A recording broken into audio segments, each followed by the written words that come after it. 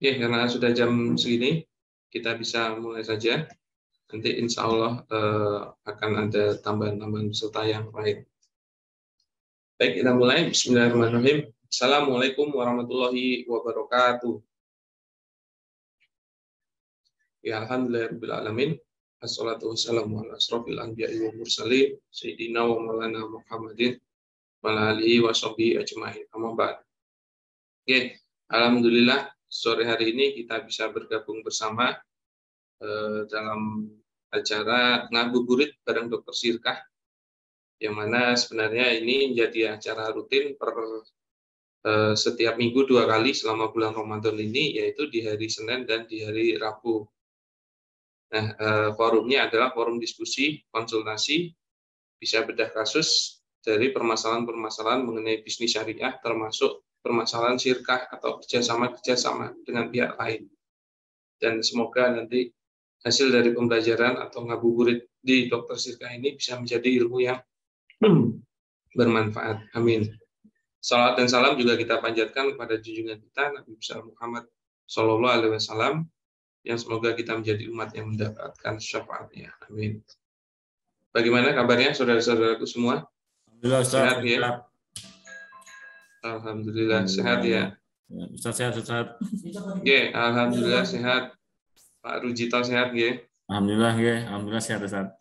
Siap. Memang jamnya jam segini ini jam lagi lucu-lucunya, Ustaz. Lagi lucu-lucunya. Ya. Sudah. Nunggunya tuh the max. Siap.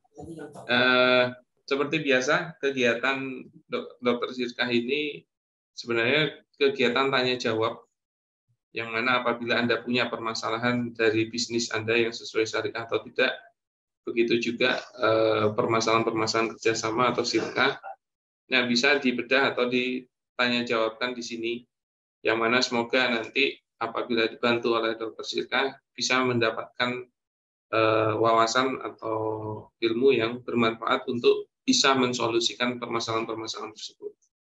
Nah, prosedurnya seperti biasa, silahkan bagi yang mau bertanya segera untuk raise hand, dan nanti kita sesuaikan urutannya berdasarkan raise hand yang ada. Jadi kalau ada yang mau bertanya, silahkan raise hand dulu.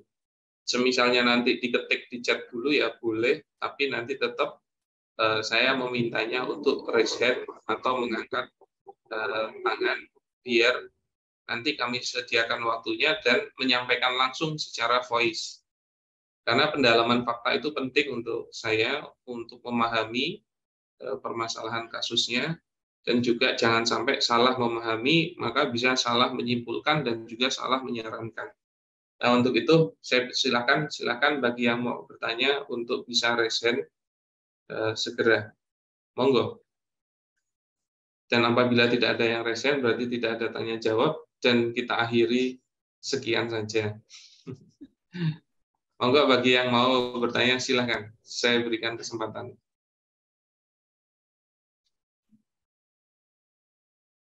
Dan seperti biasa ya, sebenarnya saya selalu menyarankan mungkin di perjalanan waktu ya, di kegiatan sehari-hari, Anda itu suka menemui permasalahan-permasalahan muamalah. Nah, kalau bingung, nah itu segera dicatat. Nah, resennya begini ya Pak Sumarin, saya kira di situ kan ada tanda resen tuh. Nah, itu bisa digunakan. Tapi monggo, Pak Sumarin sudah resen secara video untuk bisa menyampaikan pertanyaannya. Silakan di open mic.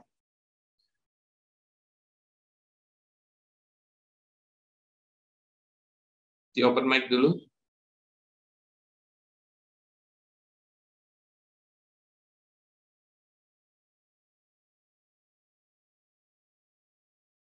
Mic-nya belum nyala. Oh, malah hilang ya. Coba pakai headset. Tadi mic-nya.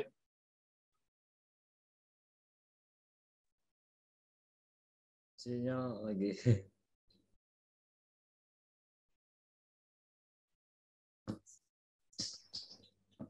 Pak Sumarlin dulu. Nah, itu sudah nyala mic-nya. Silakan menanyakan. Kemarin saya sempat lihat statusnya Ustadz soal revenue bisnis yang tidak boleh dibagi itu, Ustaz. Nah, itu selama ini hasil dari sirka yang saya jalani itu saya tetap bagi revenue bisnisnya. Begitu. Itu, Ustaz. Yang mau ditanyakan? Yang saya mau tanyakan dari segi mananya ya, Ustaz, kalau kenapa revenue bisnis itu tidak dibagi, padahal itu kan menurut saya adalah bagian dari hasil dari bisnis itu, begitu, Ustaz. Iya, sebenarnya kalau dibilang hasil dari bisnis itu memang iya, karena kan kegiatan bisnis berjualan. Tapi kalau yang jenengan bagi itu revenue-nya, pertanyaannya itu sudah menjadi untung atau belum? Nah, Gitu. jadi yang harusnya ditarik itu kan yang diberikan itu namanya bagi hasil. Iya. Nah, bagi hasil itu kalau sudah untung. Jadi yang dibagi itu keuntungan, arikhu. Oh, jadi terus revenue bisnisnya itu tidak usah dibagi begitu ya, Ustaz? Bukan begitu. Jadi bagi hasil itu kalau ada untung. Oke, karena yang dibagi adalah keuntungan. Nah, yang namanya untung itu setelah melebihi nilai modal. Nah, contoh, apabila jenengan punya modal awalnya 100 juta. Iya. Nah, itu kalau jenengan puter terus tutup buku, uangnya jadi 105 juta. Nah, ini baru yang namanya ada keuntungan. Berapa keuntungannya? 5 juta. Maka yang dibagi hasil adalah yang 5 juta. 100-nya nggak dibagi. Nah, karena nggak mungkin. Ya, sebentar. Karena kalau jenengan punya uang 100 juta, terus jenengan puter, pas tutup buku uangnya 90 juta, itu kok Anda bilang Anda untung? Bukan, kalau ini kan malah terjadi kerugian 10 juta, minus 10 juta. Makanya bagi hasil itu rujukannya neraca, bukan laporan laba rugi. Begitu loh. Nah, saya kembalikan dulu ke dasar analogi. Saya punya saya punya modal 1 juta. Nah, ini saya belikan HP seharga 1 juta. Maka modalnya habis kan? Nah, HP ini saya jual 900.000. Pertanyaannya, saya rugi atau untung? Rugi kan? Rugi. Oke, terus saya jual 1 juta. Rugi atau untung? Impas kan? Impas. Nah, kalau saya jual 1,1 juta, ini baru saya untung. Maka kalau analoginya seperti ini, berarti untung itu adalah pada saat total harta melebihi modal. Berapa kelebihannya? Kelebihannya kan cuma 100.000 toh. Maka yang dibagi hasil yang 100.000. Nah, maka nggak mungkin kok Anda modalnya 1 juta, Anda belikan HP, Anda jual 900.000, kok Anda bilang Anda untung langsung bagi hasil. Karena yang dibagi itu cuma 100.000-nya, 1 jutanya enggak. Yang namanya 1 juta itu modal, maka itu cuma dikelola, diputar. Kalau untuk analogi ini, jenengan memahami nggak?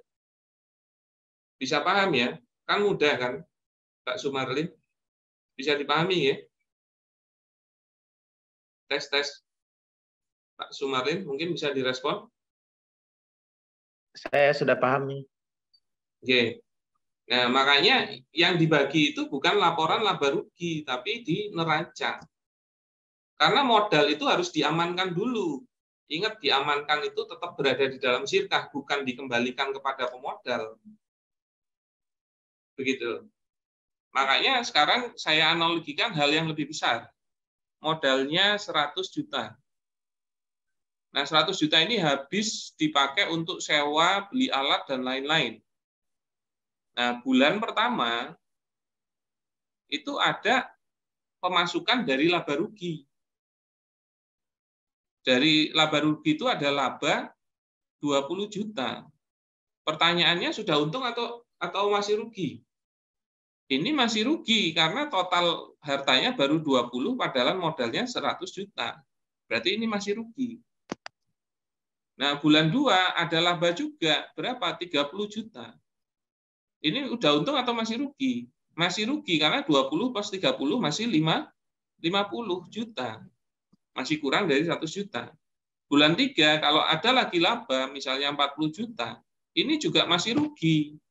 Karena totalnya baru 90 juta. Nah, bulan keempat, untungnya turun. Untung, tapi turun. Cuman 20 juta. Ini posisi untung atau rugi? Untung. Karena totalnya semua ini 110 juta. Nah, 110 juta sudah lebih besar daripada 100 juta. Berapa kelebihannya? 10 juta. Maka yang dibagi hasil yang 10 juta ini. Jadi nggak mungkin Anda bilang, nggak mungkin ada laba 20 ya. Nggak mungkin ada laba 20 ini Anda bagi hasil. 30 bagi hasil, 40 bagi hasil, 20 bagi hasil. Saya tanya, kapan mengembalikan atau mengamankan modalnya? Nanti kalau putus sirka, itu kalau putus sirka, nanti yang dikembalikan cuma sisa aset dan nilainya kurang dari 100 juta itu. Nah, kalau kurang dari 100 juta, hakikatnya Anda menzolimi pemodal, padahal katanya untung bagi hasil. Begitu Pak Sumarlin. Bisa dipahami ya?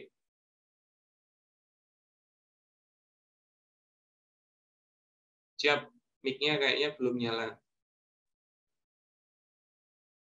Oke. Oh ya, siap, jaringan putus-putus. Oke Pak Sumarlin.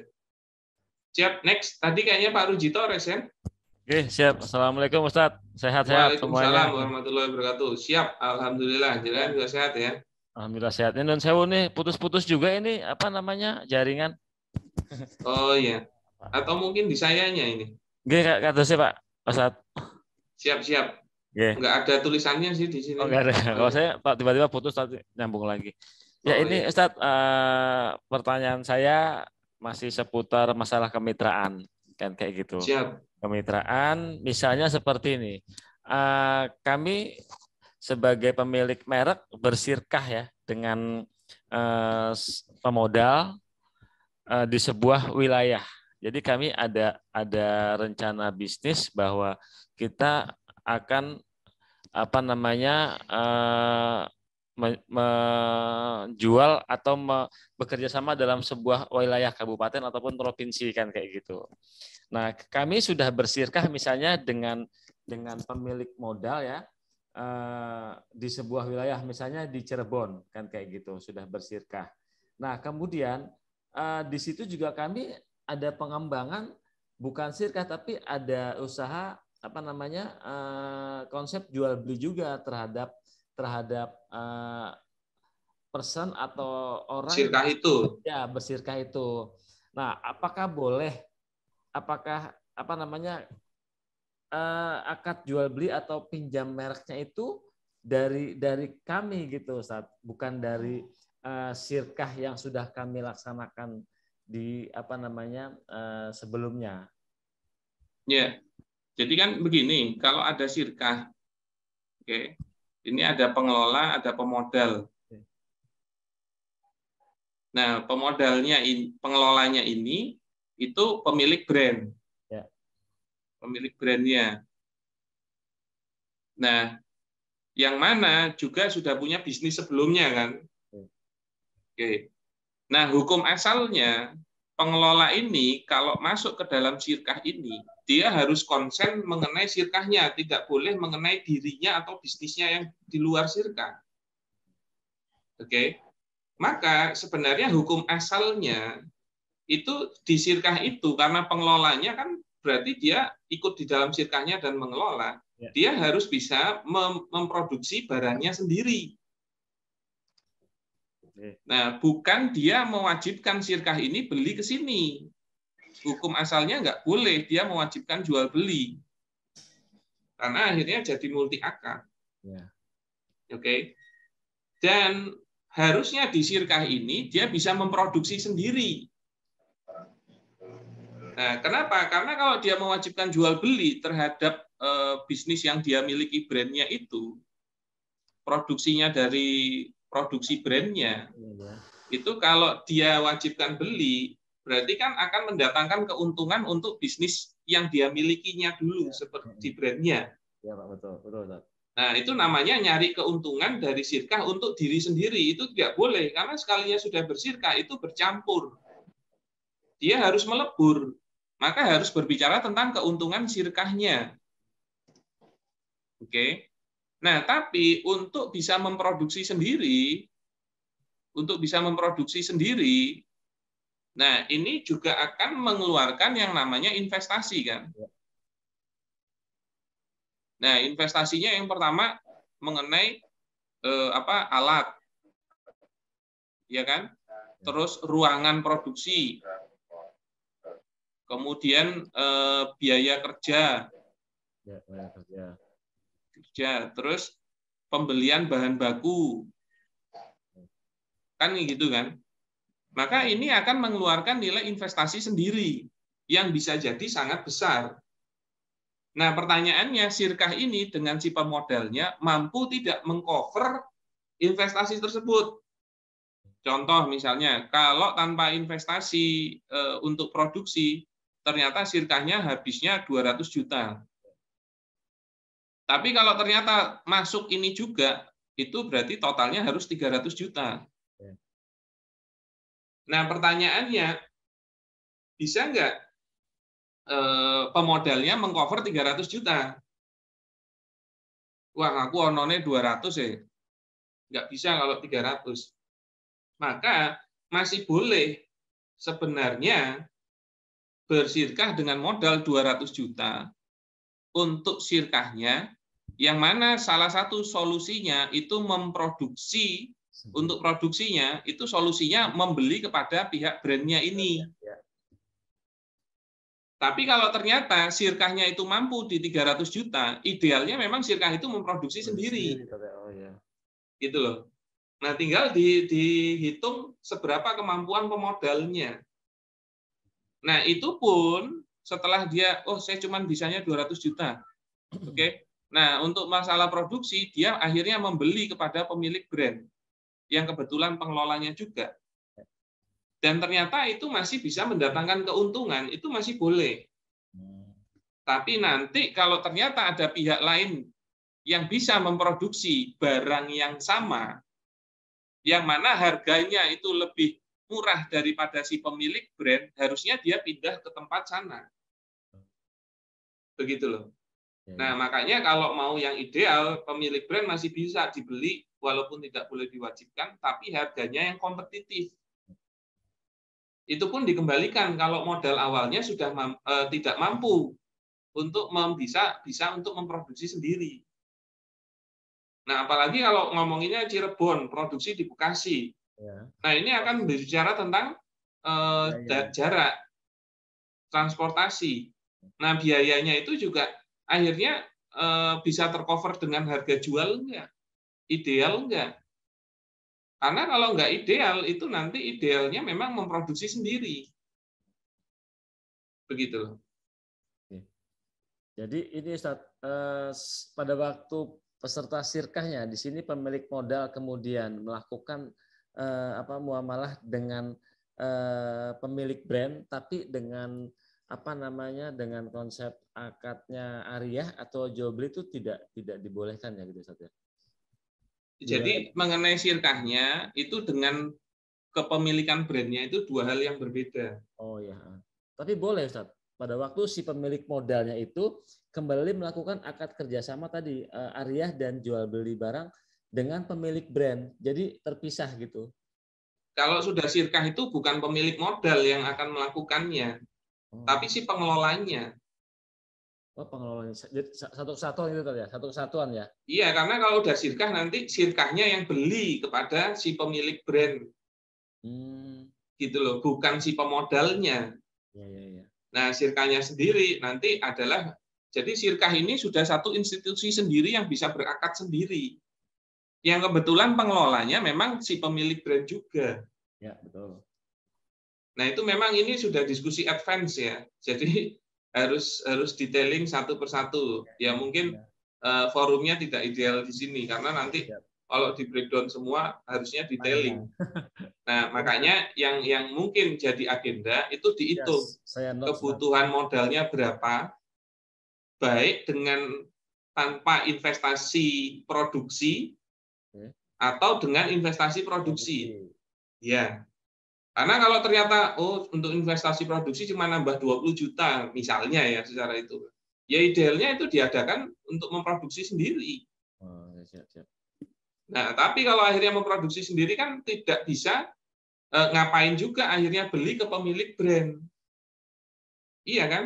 Yang mana udah pasti jauh lebih efisien. Yang mana juga kebetulan di sirkanya itu pengelolanya si pemilik brand. Berarti dia harusnya bisa memproduksi barang yang sama dong. Ya, betul. Nah, makanya nanti positioningnya seperti itu. Paham. Begitu Pak Rujito? Siap. Siap. Ya, matur suwun Ustaz ya. Oke, sami-sami. Siap. Waduh, ini ada Syekh Afi Krishna sudah ngasih jempol aja.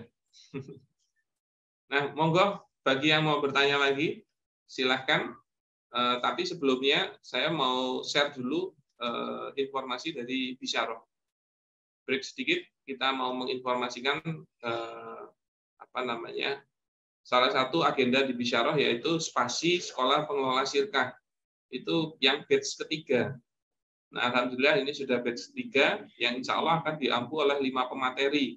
Kita akan bicarakan sirkah, laporan keuangan, visibility study, sistemasi bisnis, pegawaian, dan leadership. Nah, ini di Hotel Hedge Boutique di Yogyakarta, dan di harganya sudah include dengan free room hotelnya ya. Nah, jadi latar belakangnya itu banyak keluhan para investor atau juga banyaknya terjadinya permasalahan sirkah. Kenapa? Karena belum para pelaku sirkahnya, baik pengelola maupun pemodal itu belum saling memahami sirkah yang sesuai syariah itu seperti apa. Padahal sirkah itu bisa jadi solusi pengelola atau pebisnis yang butuh modal atau orang yang punya modal tapi nggak mampu ngelola bisnis gitu. Nah, makanya mereka akan bertemu di akad sirkah tersebut. Nah, hanya saja banyak yang bermasalah begitu. Nah, makanya visi kami adalah mencetak para pengelola sirkah yang amanah, kompeten, dan profesional. Nah, misinya adalah mengedukasi sirkah yang sesuai syariah ke masyarakat luas. Karena ini masih banyak yang belum memahami yang sesuai syariah seperti apa. Kemudian mengedukasi sirkah itu sebagai solusi permodalan tanpa utang ribawi. Yang mana sudah banyak yang aware. Oke, saya kalau mau bisnis nggak bakalan pinjam ke bank lagi. Lalu apa solusinya gitu? Nah, sebenarnya sirkah ini, tapi itu juga perlu diedukasi dulu. Kemudian membantu para pengelola sirkah menjadi amanah, kompeten, dan profesional karena dikasih tahu koridor-koridor dan cara mainnya yang benar. Kemudian juga memperbanyak kerjasama sirkah untuk memperkuat ekonomi umat. Jadi kami berharap dengan sudah mengedukasi pengelola yang syar'i, pemodal yang syar'i, mereka bisa bermuamalah sendiri tanpa harus diintermediasi salah satunya oleh bank. Karena sebenarnya bank itu kan lembaga intermediasi. Dia bukan pemilik uangnya, dia juga bukan pengelola uangnya. Nah, karena bank ini ribawi, ya kita bisa menghilangkan positioning itu. Nah, itu salah satu misi dari spasi ini. Kemudian juga membangun ekosistem pasar ekonomi syariah. Dengan memahami muamalah yang sesuai syariah, itu insya Allah antar peserta spasi itu bisa bekerja sama dengan koridor-koridor syariah yang sudah dipahami. Nah, salah satu tujuan kami itu mengedukasi bisnis syariah ini. Akhirnya meminimalisir permasalahan. Baik itu, jadi banyak gitu loh, sirkah atau kerjasama itu antar saudara, antar suami istri, ya antar teman, relasi, bahkan teman ngaji. Nah, tapi yang dikhawatirkan kalau bermasalah. Nah, pembicaranya ada guru kita, Ustadz Dwi Condro, ada saya, kemudian Pak Chandra, ya Ketua Ex-Bank Indonesia. Beliau sekarang GM Trust, dan dulu di bank itu memang bagian kredit. Jadi analisa bisnisnya juga bagus. Kemudian ada special guest, pengusaha nasional yang memiliki banyak cabang outlet dan memimpin ribuan karyawan. Nah, kita akan belajar leadership-nya dari dia. Ada juga Mas Pramudi Ringga, ya. Dia konsultan AOS, ya. Jadi memang spesialis di business setup atau change management. Nah, sistemasi bisnisnya yang banyak dipelajari dari dia. Ya, termasuk ini. Jadi Syirkah nanti akan belajar yang sesuai syariah beserta implikasinya agar paham halal haram dari koridor bisnis syariah. Kemudian visibility studinya, ya, bagaimana membuat prospek bisnis untuk disyirkahkan, menganalisa apakah ini ideal untuk disyirkahkan atau tidak. Nah, ini penting karena banyak orang syirkah itu tidak ada persiapan syirkahnya. Padahal persiapan syirkah itu yang lebih utama daripada berakadnya lebih dulu. Karena kalau ternyata bisnisnya itu tidak menarik, ternyata juga merugi prospeknya, itu nggak boleh disirkahin malah. Kalau prospeknya merugi itu malah nggak boleh disirkahin. Makanya harusnya pengelola itu bisa membuat visibility study atau prospek bisnisnya. Kemudian kepegawaian, memahami akad ijaroh yang sesuai syariah bagaimana. Karena kemungkinan besar banyak pengelola itu pasti akan menganggap pegawai. Tapi banyak yang implementasinya masih salah. Kemudian laporan keuangan. Bagaimana laporan keuangan yang benar, seperti yang tadi ditanyakan oleh Pak Sumarlin. Sebenarnya mau yang sesuai syariah ataupun PSAK itu bagi hasil itu di neraca gitu. Nah, ini juga harusnya dipahami. Kemudian sistemasi bisnis, bagaimana bisa mensistemasi itu, menguatkan bisnisnya dari internalnya, bagaimana biar efektif dan efisien dalam koridor syariah, biar nanti juga kompeten gitu. Kemudian leadership. Nah, ini kepemimpinan dalam bisnis ini sangat penting. Banyak dari kita itu juga tidak terlalu kuat leadership-nya. Nah, ini kita akan belajar lebih jauh. Nah, acaranya di Selasa, Rabu, Kamis, Jumat. Jadi 23, 24, 25 Mei 2023. Nah, insya Allah materinya banyak dan bonusnya di Jumat itu kita di luar hotel. Selasa, Rabu, Kamis kita di hotel, Jumat di luar hotel. Nah, sekaligus nanti ada sholat Jumat di lokasi luar hotel. Nah, kalau nilai investasinya, ya harga coretnya 7,7, harga normalnya di 5,5 juta per satu orang. Nah, ini masih ada early bird. Saat ini di 4,5 satu orang, dan kalau daftar 2, 8 juta 2 orang. Nah, ini sudah langsung free room, jadi yang luar kota itu bisa tidak perlu mikirin tempat inapnya dan juga tidak mikirin transportasinya karena akan menginap di lokasi yang sama. Nah, itu bisa segera daftar ke admin Bisyarah di 0811 2653 523 atau saya kasih di chat ini infonya, ya,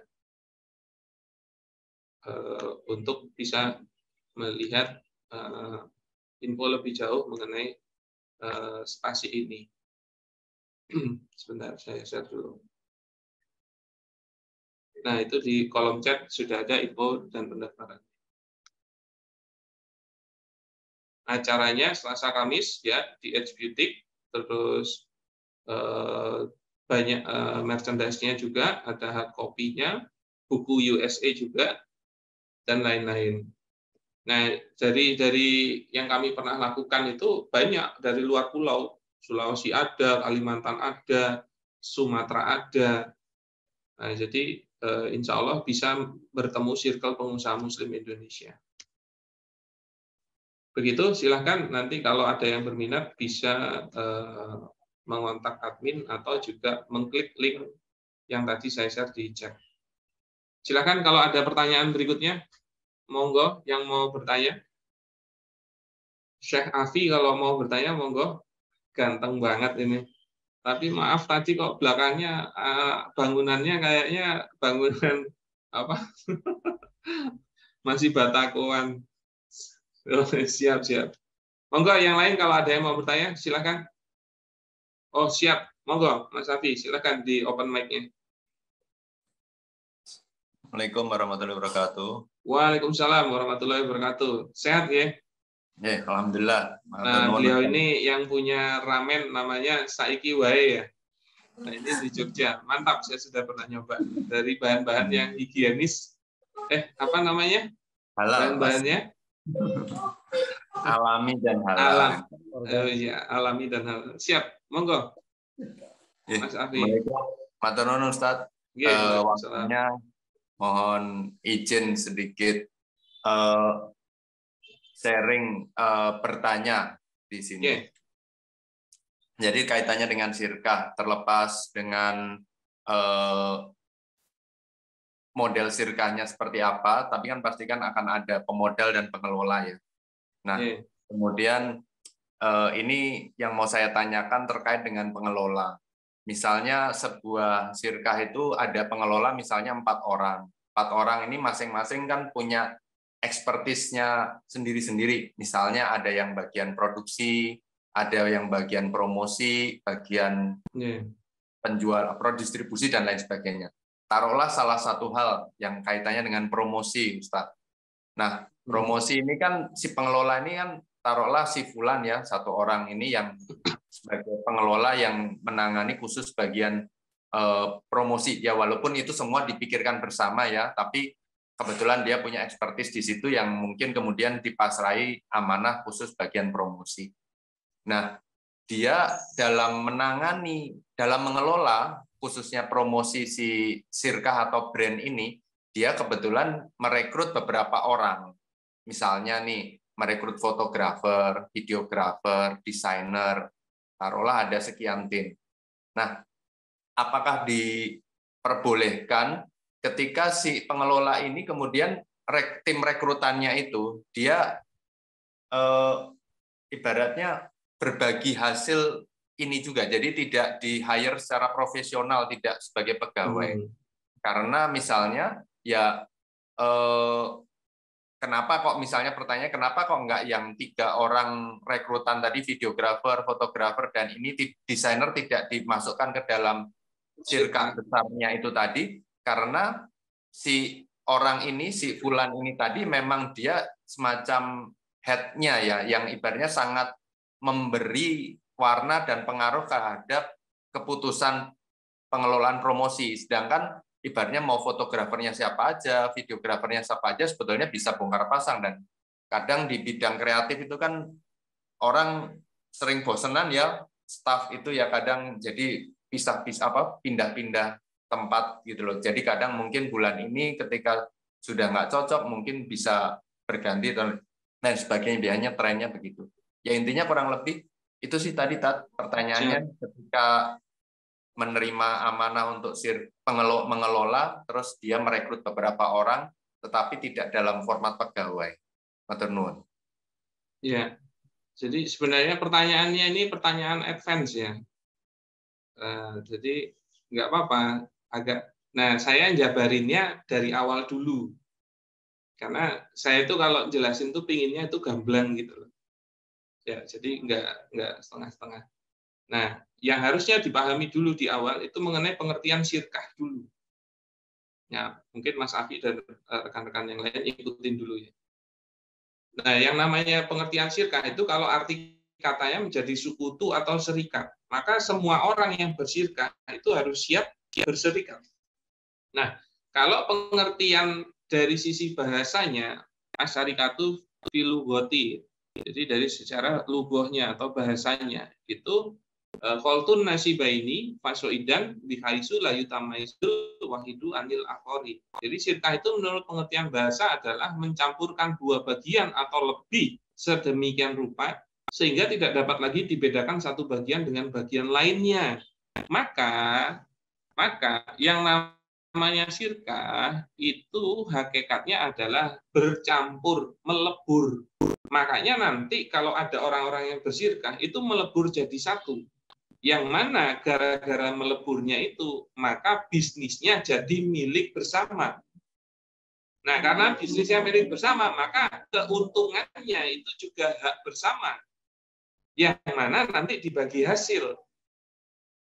Nah, selain keuntungan itu menjadi hak bersama, maka semua biaya itu juga ditanggung oleh sirkahnya, bukan tiap orangnya. Oke. Nah, itu gambaran dari syirkah. Nah, yang mana kalau dari sisi makna syar'inya wasyarikatu syar'an ya aqdun baina isnaini fa aksara yatafiqani fihi alal qiyami bi amalin maliyin bi qasdiriki. Jadi kalau syirkah menurut makna syar'i adalah syirkah adalah suatu akad. Maka nanti harus ada ijab qabul. Minimal dua pihak tapi juga boleh lebih. Makanya nanti pengelolanya lebih dari satu boleh, pemodalnya lebih dari satu boleh. Ngapain? Mereka bersepakat untuk melakukan suatu usaha atau bisnis. Makanya nanti kalau ada syirkah itu harus ada akad bisnisnya, kegiatan bisnisnya. Makanya nggak bisa syirkah untuk kegiatan tabaruk atau ta'awun atau tolong-menolong. Contohnya, yuk kita syirkah, ngapain? Buat sedekah Jumatan. Nah itu nggak bisa syirkah. Syirkah itu harus ada kegiatan bisnisnya yang tujuannya memperoleh keuntungan. Inilah kenapa menawarkan syirkah yang berprospek merugikan itu tidak boleh.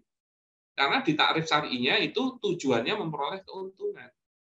Nah, simulasinya gampangnya seperti ini. Ada A, pemodal. Jadi kalau pemodal, objeknya modal. Kemudian ada B, pengelola. Yang namanya pengelola, objeknya amal pengelolaannya. Nah, mereka itu bersyirkah. Desain materi ini aja di EC ya Mas Afi, ini elek banget soalnya.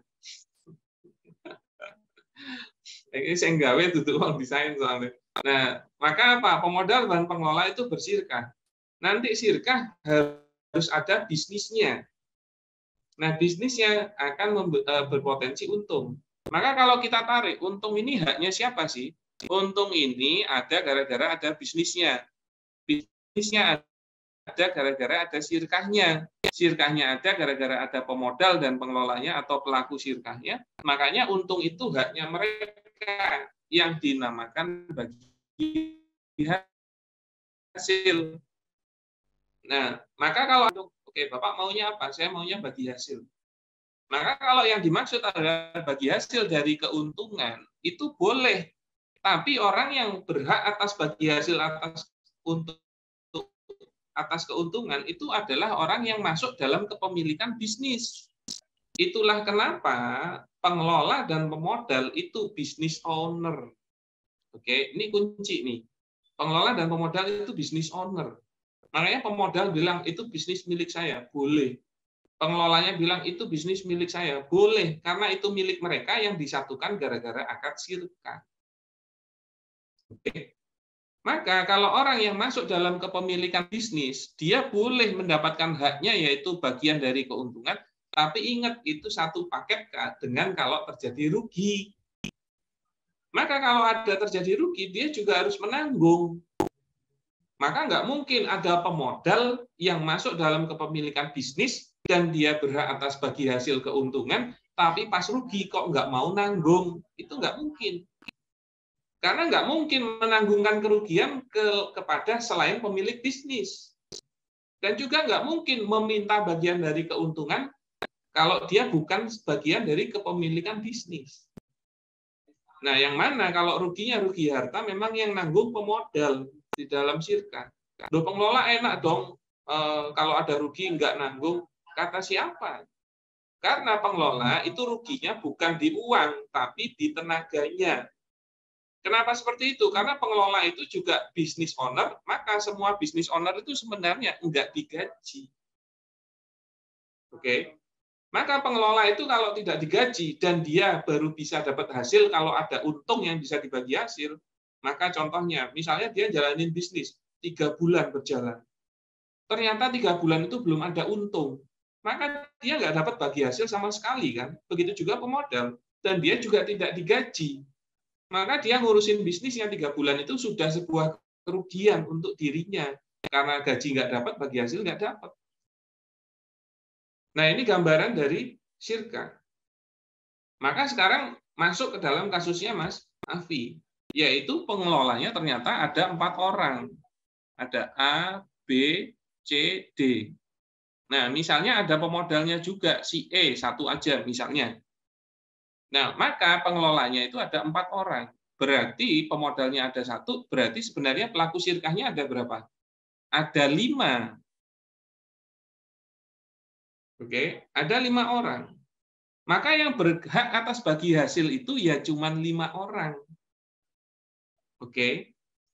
Nah, walaupun misalnya salah satu pengelola si A misalnya, ini memang dipegangin.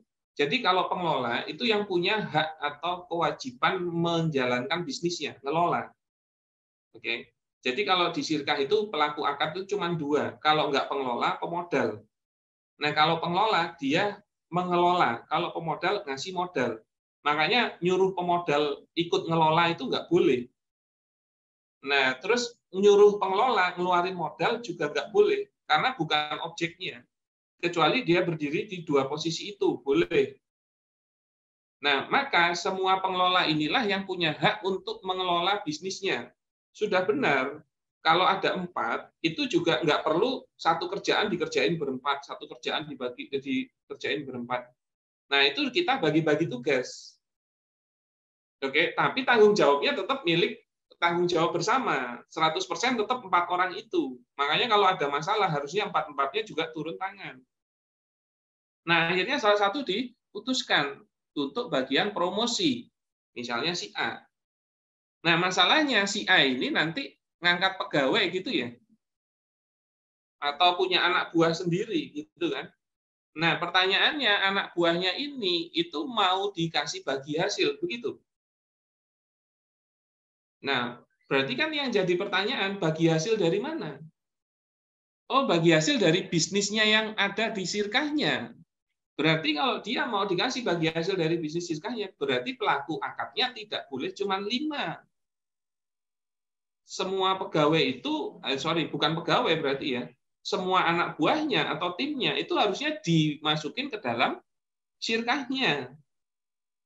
Nah, Sirkahnya berarti orang yang nggak cuma 5, misalnya ngangkat 3 atau ada 3 orang tim atau 3 orang di bawah si A. Nah, maka itu akan berdampak pelaku akadnya jadi 8. Kok 8 begitu? Gini ya, ini 8. Nah, berarti apa? Berarti Anda juga harus siap 100% bagi hasil itu nanti dibagi menjadi orang 8. Walaupun berapa-berapanya itu kesepakatan. Tapi udah pasti itu jadi lebih kecil daripada bagi hasil orang 5. Nah, yang jadi pertanyaan, siap enggak? Gitu.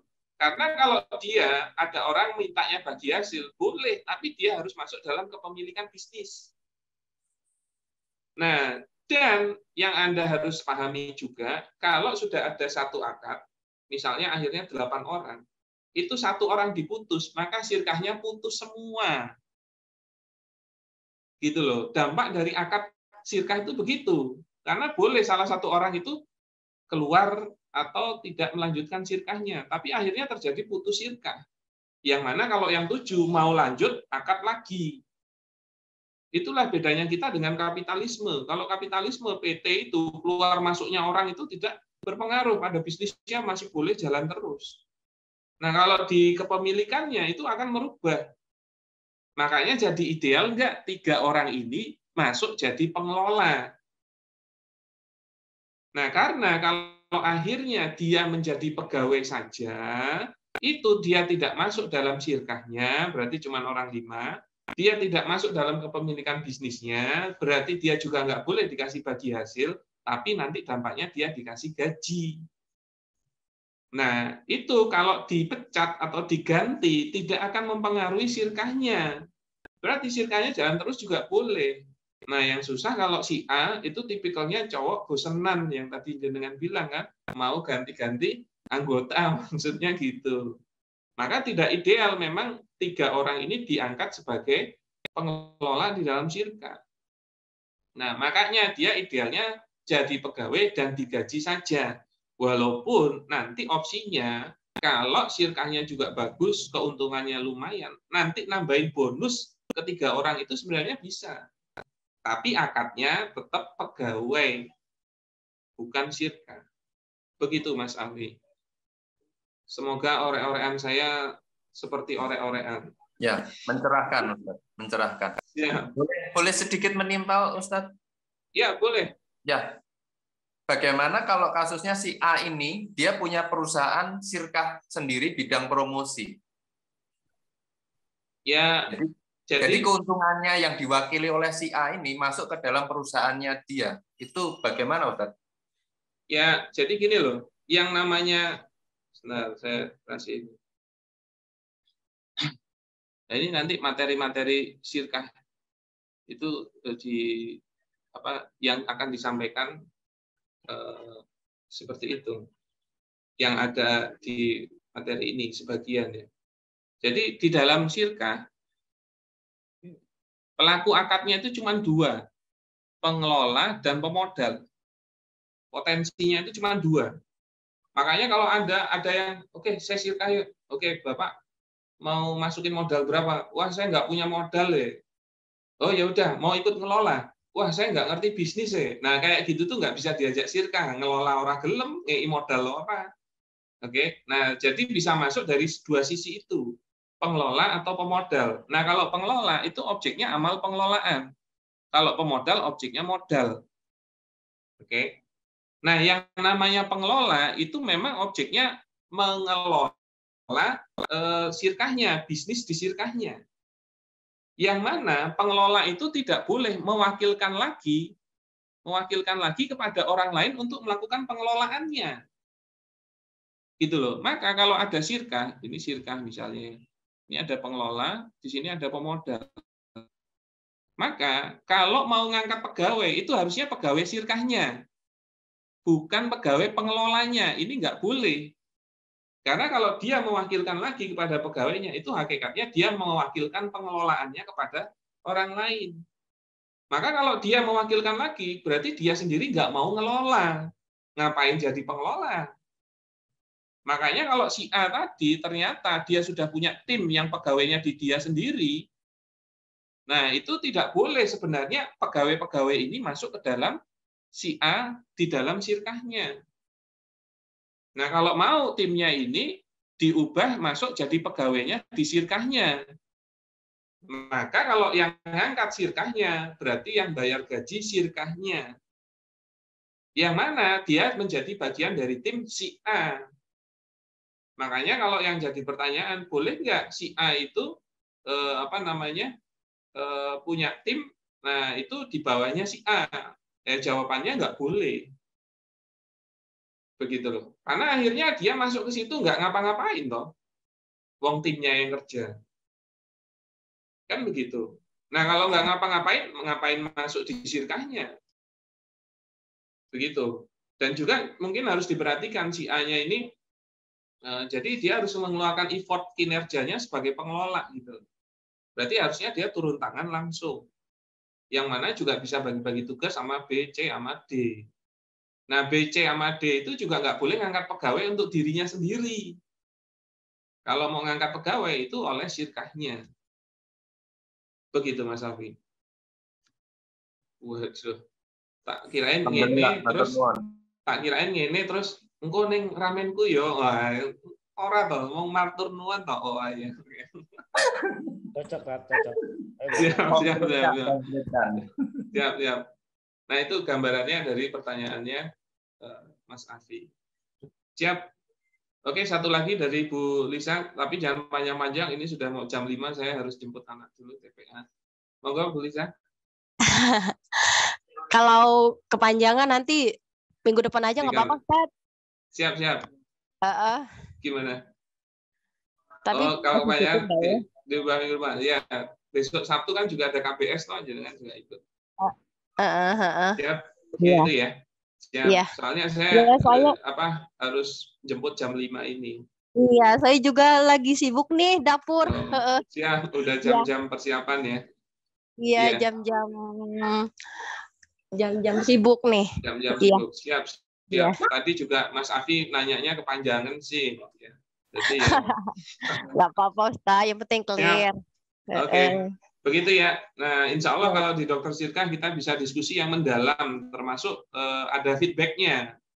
Ada feedback-nya dari 2 arah. Karena saya juga butuh pemahaman dari fakta yang jenengan sampaikan. Begitu juga kalau ternyata masih ada timpalan lagi untuk memperjelas kondisinya. Makanya ikuti terus kegiatan ngabuburit bareng Dokter Sirkah yang mana di bulan puasa ini 2 kali dalam seminggu, ya setiap hari Senin sore dan Rabu sore. Nah, semoga apa yang kita pelajari sore hari ini bisa menjadi ilmu yang bermanfaat. Dan jangan lupa, insya Allah akan ada agenda spasi batch 3 di Jogja, seperti yang diinfokan tadi. Nah, mumpung masih jauh hari, persiapkan juga bisa, termasuk dari sisi tenaga, waktu, pikiran, juga dana. Karena insya Allah, kalau Anda bersirkah, idealnya itu paham sirkah dulu. Bahkan kalau paling ideal itu semuanya paham sirkah, bukan hanya salah satu. Karena biar saling paham koridornya. Nah, kenapa? Karena implementasi saat ini sudah masih banyak yang salah dalam bersirkah. Begitu dari saya mengucapkan banyak terima kasih atas kehadirannya dan mohon maaf atas hal-hal yang kurang berkenan yang telah disampaikan. Semoga kita bisa bertemu lagi di majelis yang berikutnya. Begitu dari saya. Oke, kita tutup dengan membaca hamdalah dan doa kafaratul majelis. Alhamdulillahirabbil alamin. Subhanallah. Begitu dari saya. Afwan minkum akhirul kalam. Assalamualaikum warahmatullahi wabarakatuh. Waalaikumsalam warahmatullahi wabarakatuh. Betul, Ustaz. Terima kasih banyak. Sami-sami. Mas Safi, Pak Rujito. Siap, matur nuwun.